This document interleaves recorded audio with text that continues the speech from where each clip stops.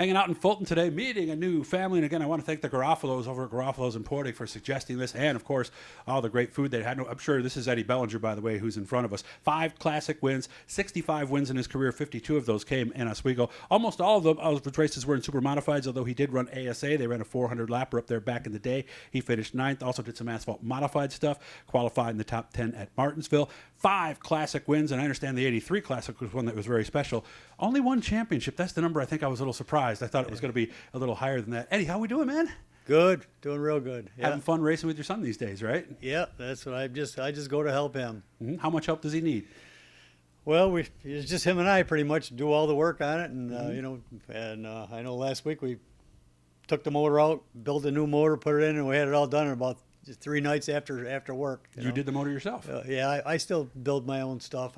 Pat Morrison helps me with the machining and that kind of stuff. He always looks out for me if I need a hand, because I can't machine a block or Okay. I don't have that stuff. Honing, stuff like that. Yeah, You need the right tools. You need somebody who knows what they're doing. He helps me out with that, whenever Okay. I need a hand.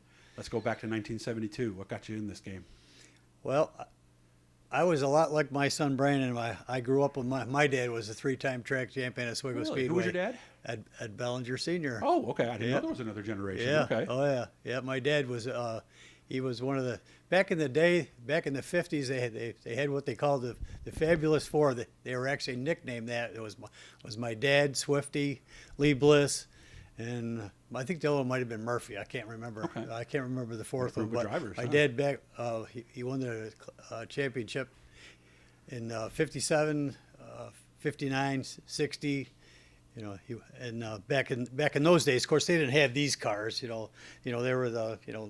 were the Like the old Indy cars, basically. No, right? no, they were weren't just that? they were all I was we're thinking the talking front engine when they went to rear. we're talking the 50s. We're Oh. talking in the 50s. There was no Indy cars or any of that stuff like what these were Class A's, they called them. They were just old, the old coupe bodies. And, Oh, really? yeah. Okay. Yeah, in the 50s they didn't have all that kind of stuff. When did it switch?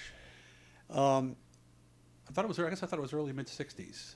Oh, actually, in the mid '60s, it slowly started to change a little bit, and they had some cars were, they had some rules that were kind of fighting about, and they were kind of letting more cars run. Some guys came from Michigan with some early generation of what you might call a super, but I think back in those days they called them uprights, and they were kind of an ugly thing. Yeah.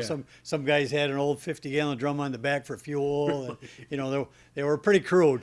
They weren't works of art, were they? No, they were pretty crude. There's a lot of cool pictures of the cars back in those days, and in the '60s is where they kind of really slowly started to generate into what you could call a super. Gotcha. Well, what was it when you drove it in '72? In '72, I bought an old car from Todd Gibson. And it was actually a copy of a Don Brown mechanical Rabbit. It was, for its day, it was a pretty decent car. We won a lot of races with it back in the early '70s. Okay. Then cars, it was an old 8-inch car, and the car slowly evolved into more offset. Champagne came along and made the radical Changed offset, everything, so yeah. now everybody had to have one, or you couldn't keep up. When did that happen? See, that was in the 80s? early. Would have been in the early 80s. Early 80s, It okay. had been in the early 80s because I never had an offset car till like 1980. Okay. In fact, it had to have been in the end of the 70s, I think. Okay. Yeah, I've seen the car over at the museum Yeah. over there in Weedsport. Yeah. I have a feeling that car's still good around the track okay today, don't you? Yeah. Yeah? Yeah. Sure. Okay. Yeah. I asked your son the same question. I'm going to ask you. Did it click right away, and how much help was your dad? Oh, a lot of help. There's a lot of just fundamentals in racing that you need.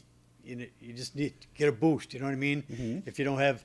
You just need a few pointers, and steer you in the right direction and that kind of stuff. As far as driving, I don't think anybody can teach you how to drive. Either you have it or you don't have it. I agree with that. I agree with that, yes. I don't think you can tell a guy how to drive. If he's not a driver, he's never going to be a driver. Well, especially back then. I mean, in Brandon's era, you had in-car cameras and you had TV and you had. Where back when you did it, you just went by what people told you. Yeah, and there that was it, nothing. right? We didn't have scales. We didn't have any of that stuff.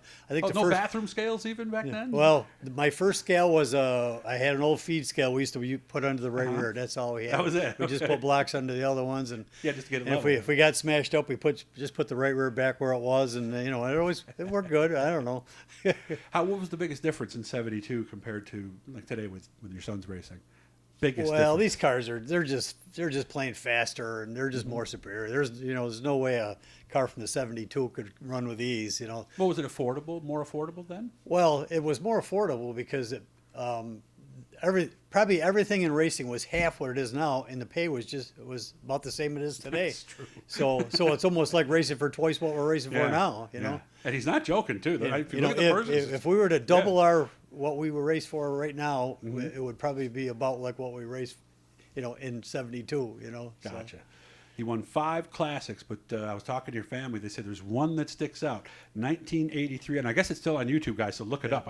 I'm going to do that after I get home actually tonight and do that. Well, what made that win so special? The only reason it was even probably one that people talk about. It wasn't that it was a great race. I didn't even run that good the whole race. I was just hanging in there trying to get what I could get, and at the end, the top 4 guys were all kind of ended up together.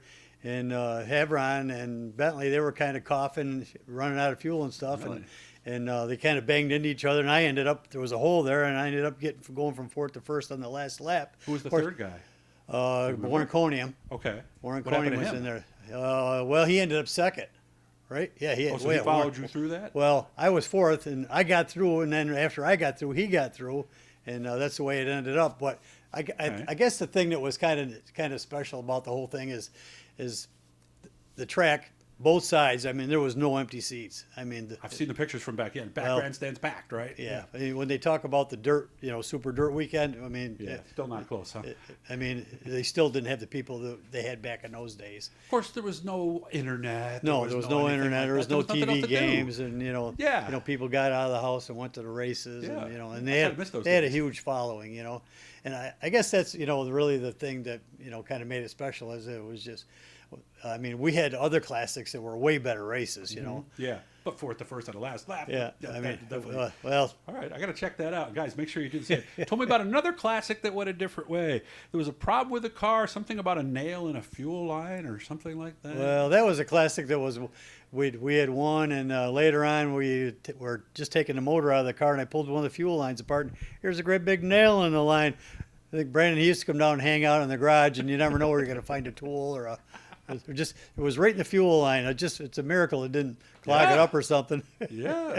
Well, obviously you wanted Brandon to be encouraged to help, but what was your reaction at that point? Did he? We just laughed about it. Okay. There was no harm done, but Could have been. Could have been, Unfortunately. yeah. So, outside of that one classic win, is there other races that stick out? Because I would imagine showing up with the ASA with no experience and getting a top 10 at a track that's got to make you feel pretty good. well, I guess the only part that was kind of neat about it was they had the team that I raced for actually had 3 cars, and I had the oldest one of all of them, and we ended up finishing ahead. But I remember that day the guy that was my crew chief, his name was Eddie, and I remember I know he didn't like me. He was mad because he had to crew my car. Oh, and who's this guy, right? And Okay. he thinks I'm just some joker, right? So anyways, by the end of the race, I mean, we actually became friends. The guy after the After race, that he says, too? he come over and he says, you can race one of my cars anytime you want. Wow. So we actually became friends. He'd come over and see me if whenever he happened to be in the area, Just So- about a So minute left. I earned his his And those are the his, best respect. friendships. Earned respect. I earned his respect. I like that. What's the best part? And again, we got about a minute left. What's the best part about today in your life with your son and your family? You know what? I'm probably one of the few guys when I go to the racetrack on Saturday night.